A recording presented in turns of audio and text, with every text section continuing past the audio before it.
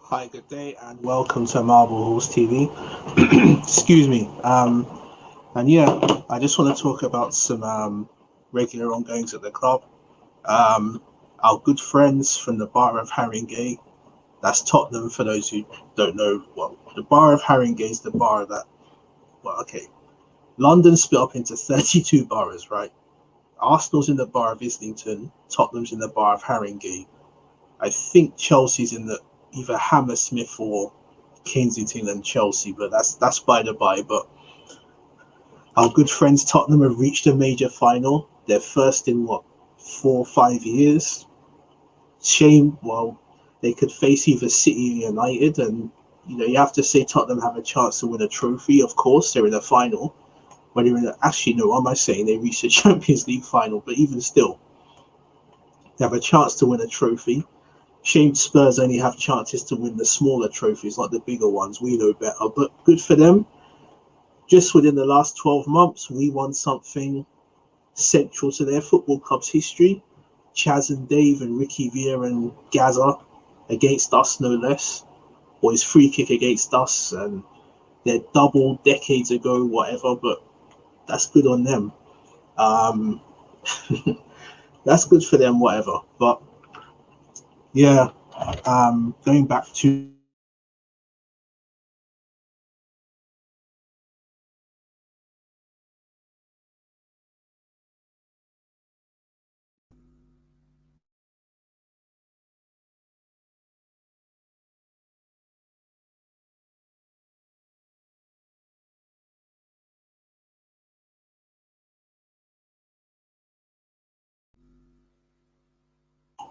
going to apologies for that.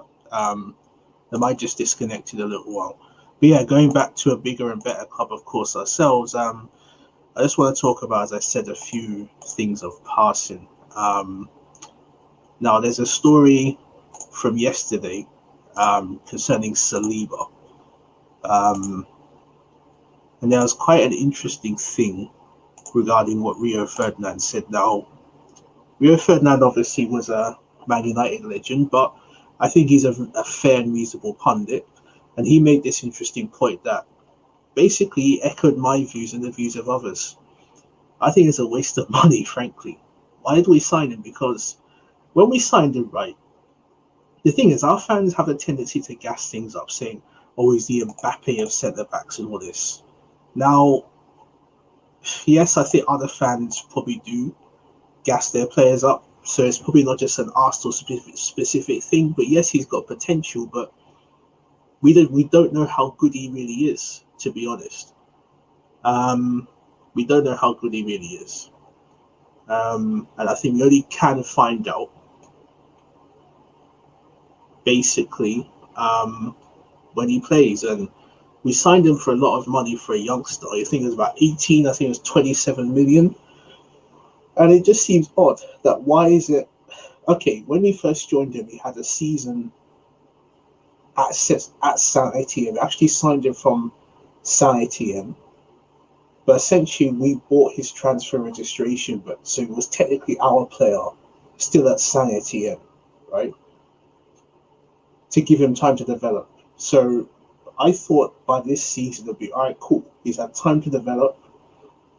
He should come into the team and not hit the ground running, but at least get in and probably play the Europa League games, play a handful of, say, a League Cup tie, maybe a handful of Premier League games, right? Either as a substitute or you take him off at half time or whatever. But he's been shut out. Now, is there a reason for this? Does Arteta not rate him? Well, obviously he does if he's gone on loan. And it says here, the 19-year-old is thought to be one for the future, with Mikel Arteta not yet fancying him for a first-team spot. Or have fans misread and misjudged this? Because was this the plan all along? This is just something I've thought. Was this the plan all along?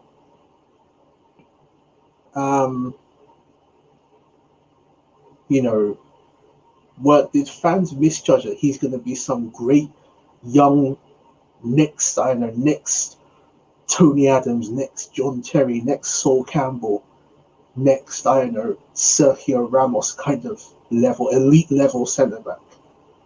Maybe we as fans have gassed him up too much. Maybe this was the plan all along, that he would go on loans. Yes, there was thing of his mother dying, which obviously very sad. Who wouldn't say that's sad, frankly? But you know, the thing is, a lot of things happen at football clubs that occur behind the scenes, right? And there's a quote here from Rio saying, Ferdinand hasn't been impressive. Arsenal's purchase of the £40,000 a week French defender, leaving them they are still short at the heart of the defence.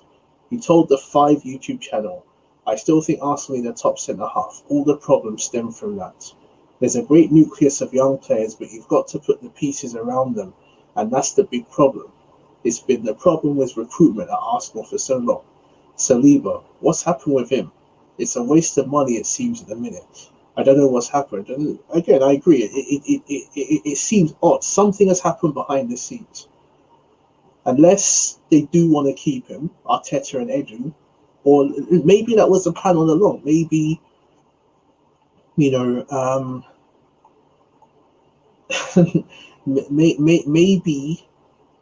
the plan was always for the long term. So the 20, maybe we've been bigging him up, not so much that he's not good or not to the level. I don't know, maybe we've misjudged this as fans, or some fans have overhyped this and, saying that, he's the centre back Mbappe, all this nonsense. Well, he's got potential, but to say he's equivalent to Mbappe, I think is frankly way too much. So, that's my view on the Saliba. I think really Rio Ferdinand summed it up. It doesn't add up. It doesn't make sense. Something behind the scenes has happened. It does seem that Arteta does rate him. He does want him to gain more experience, seemingly. But I don't know. It could be that we've misjudged him. Maybe we thought this, frankly, too much, if that makes sense. So, yeah. Right, so next story. Hang on, just bear with me.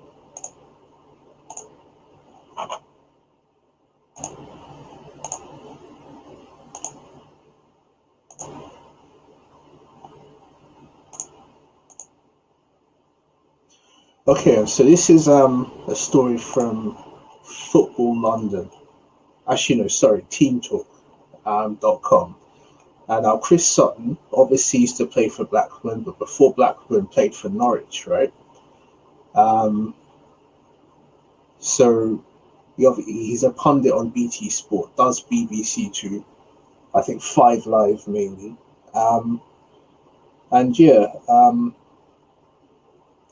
And he's essentially saying that Buendia owes Norwich and that he should stay at the season because I'm going to have a direct quote here. However, Sutton believes that Buendia should stay at Norwich until the end of the season at least. And this is his direct quote. I would think the fact that Norwich showed great loyalty and faith in him would convince him to stay, he told BBC Radio 5 Live via the Metro. Sorry, that's where they got the quote from. I think he was playing in a Spanish second division team. They've made him. They have turned him into the player and given him the profile which he now has. Extremely talented player. What I have to say is that he has to see this season through. He owes it to Norwich City. All right, I'll continue. Sutton went on to explain what he would do if he was in the situation Buendia finds himself in. He continued, if I was in his shoes, I would see it through. I would get Norwich back to the Premier League, then I would say, thank you very much, Norwich City, you've been great for me, and I've been great for you. And then I'd go on my way, and everybody is happy. Buendia is set to make his 100th Norwich appearance this Saturday when his side hosts Coventry City in the third round of the FA Cup. I get where Chris Sutton is coming from. Well, look, he obviously started he's probably a Norwich fan. He does have a bit of a Norfolk accent. So he probably is a Norwich fan, right? As well as playing for them once, albeit many years ago, but that's by the by. He probably is a Norwich fan, so he is being a bit understandably biased. Yes, he's a pundit, so he's supposed to be objective, but there's a tangent, just like how Gary Neville, he's a United legend, he's a United fan, but he is still an objective pundit, as he probably should be, as any pundit should be. But so yeah, he is talking partly from the heart or partly from emotion here. But the thing is, loyalty is a spent thing in modern football. It generally is. The only people who are loyal in football in the contemporary world are fans. Managers aren't loyal, players aren't loyal, executives aren't loyal. If they have a better opportunity or offer elsewhere, they would go. Teams tap up players all the time. Agents, even players, managers, they all contact, say, yo, you can do better at this club. Come do a thing with us now. That's exactly what they say. Well, not exactly, but you know what I mean. Tapping up is illegal under footballing rules, in quotes, but it happens all the time. So, and the thing is, should footballers be loyal? It's a job like any other. So, if someone wanted to move from BBC to, say, I don't know, Sky, would they have loyalty? They probably would to some degree if your employer's been good, but they wouldn't have the same emotive attachment. Why should it? So, personally, I think that, I get Sutton's point, but I do think that he has not been very. I think loyalty is spent. Yes, they probably have made him, but does that mean he owes them? I don't think it does. Not just that he may join us, but I don't think it really does. But the thing with Buendia though is that I'm going to use this link here. The thing with Buendia is that I think that I think he could add something. Now, is it too much to expect him to be a mainstay? The thing is, we have Smith Rowe really who can play in that position. Yes, I know Willock can, but Willock for me needs a lot more time to develop. Smith Rowe showed more, and personally, I would get Buendia. I really would.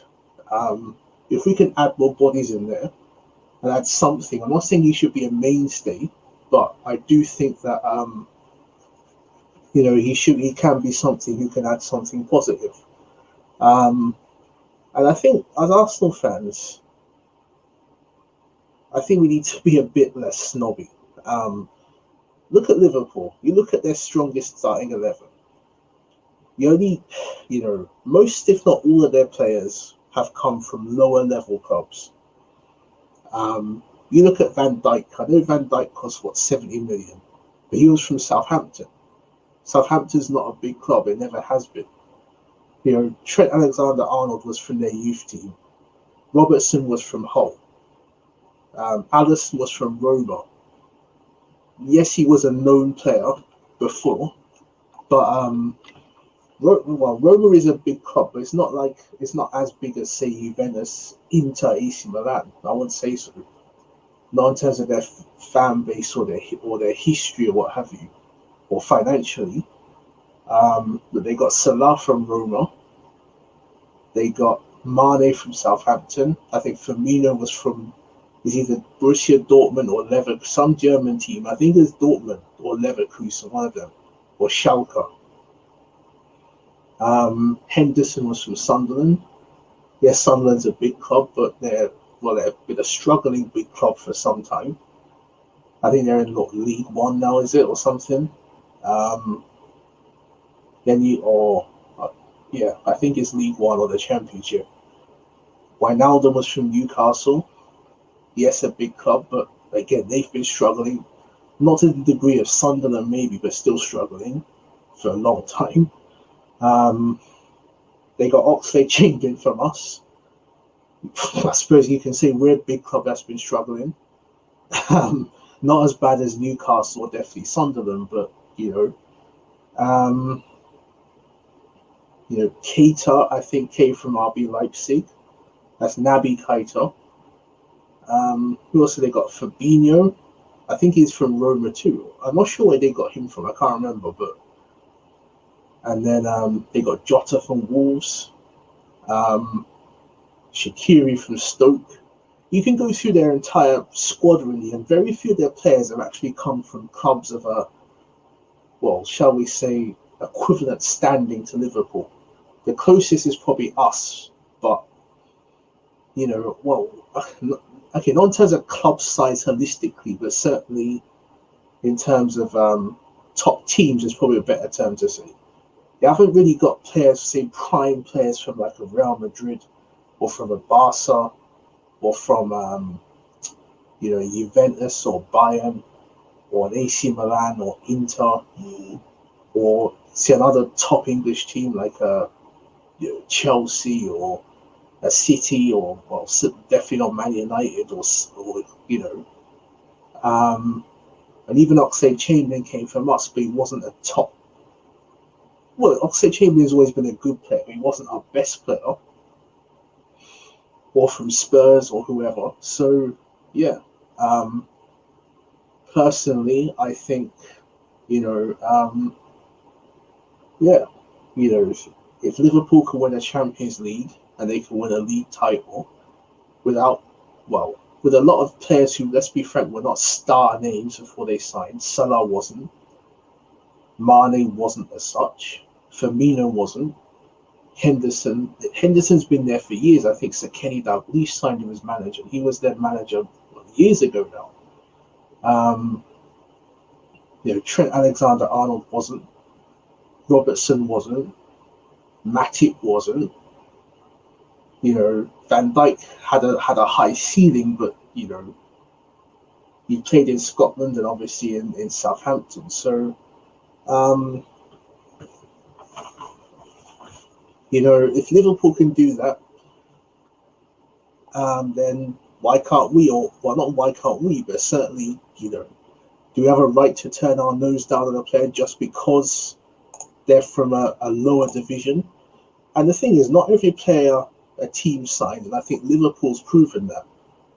Not every player a team signs can be, should be your top elite level players. Liverpool, a prime example, and not just that, but you look at Manchester United. This is a very, very old example, right? But Ole Gunnar Solskjaer, when Sir Alex Ferguson first signed, this was years and years and years ago, but he was from Norway. Yet look at him, he became a United legend. Look at Arsenal, Vieira. So to use more modern or contemporary examples, again, you can look at Robertson. Even in Man City's team, Sterling, when he joined from Liverpool, was not world class. I think he is now, at least based on his output and consistency at the top level. So with De Bruyne wasn't world class. Excuse me. De Bruyne wasn't world class when he joined from what's his name? Was it? When he joined from I think it's Schalke. He joined City from. But when City was good, yes, but he wasn't. It's only City's become world class. So there are some examples we can take. So not every player one signs has to be top banging quality. So I have no issue with Buendia per se. I think if he's used as a squad player, and I think he can. There is some room for him to add value, but I don't see why not. And final point then is Julian Brandt. Hang on.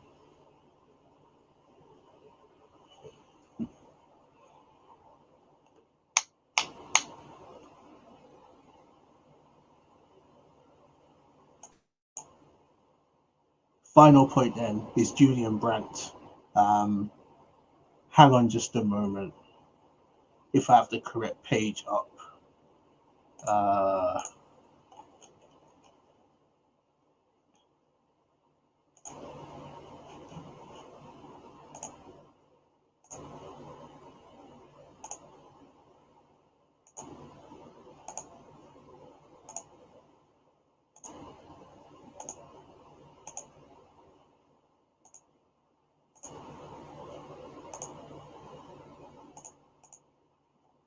Here, okay, and here we go. So this is from Football London, and yeah, so with Julian Brandt, then, to be honest, I don't watch much of the Bundesliga, but Julian Brandt, I think, can offer something. I don't see why not as such. Is he world class? No, but I think again he's of a reasonable age, and his stats at Dortmund are reasonable. And again, I think he can add something if used in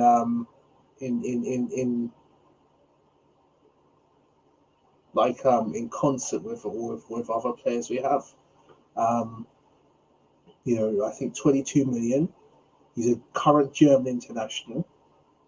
Um, and yeah, I think that's a reasonable figure, uh, price for someone of his experience. I would take it personally. Um, you know, so I think it could give us a boost, and you know, I see no problem with it per se. So in this context, then, um, I think that yeah, either one of Brandt or Buendia. If we could get both, then who knows? But I think one of Brandt or Buendia could be a positive addition to us. Um, so yeah, so I know I've waffled on a bit during the course of this, and there probably were some sound issues, so I apologize for that. But yeah, that's just my rundown of recent news stories regarding players and stuff. So yeah, thank you very much for listening.